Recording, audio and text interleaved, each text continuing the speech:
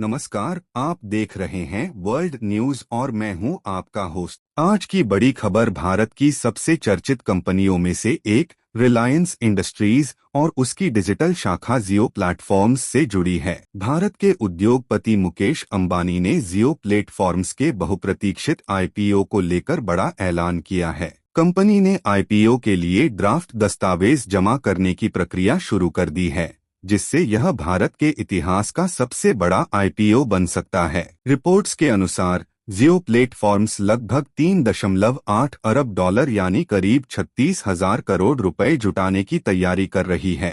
Company 270 million तक नए share जारी कर सकती है। जियो आज भारत की सबसे बड़ी टेलीकॉम और डिजिटल कंपनियों में से एक है। इसके पास लगभग 50 करोड़ से अधिक ग्राहक हैं और देश के कुल मोबाइल डेटा ट्रैफिक का लगभग 60% हिस्सा जियो के नेटवर्क पर चलता है। विशेषज्ञों का मानना है कि यह आईपीओ भारतीय शेयर बाजार के लिए एक ऐतिहासिक अवसर साबित हो सकता है।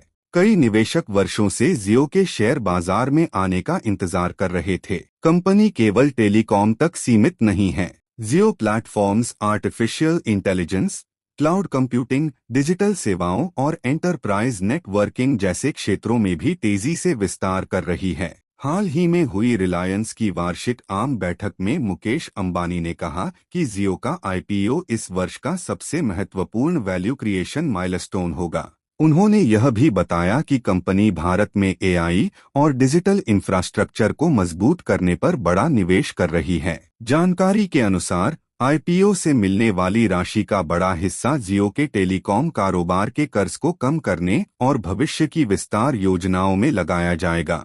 गौरतलब है कि वर्ष 2020 में जियो में दुनिया की बड़ी टेक कंपनियों जैसे मेटा और गूगल ने निवेश किया था। इससे जियो को वैश्विक स्तर पर बड़ी पहचान मिली थी।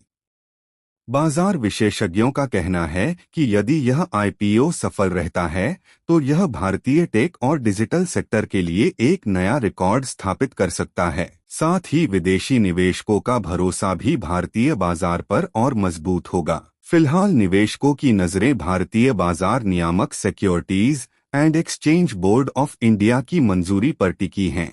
मंजूरी मिलने के बाद आईपीओ की तारीख और प्राइस बैंड की घोषणा की जाएगी।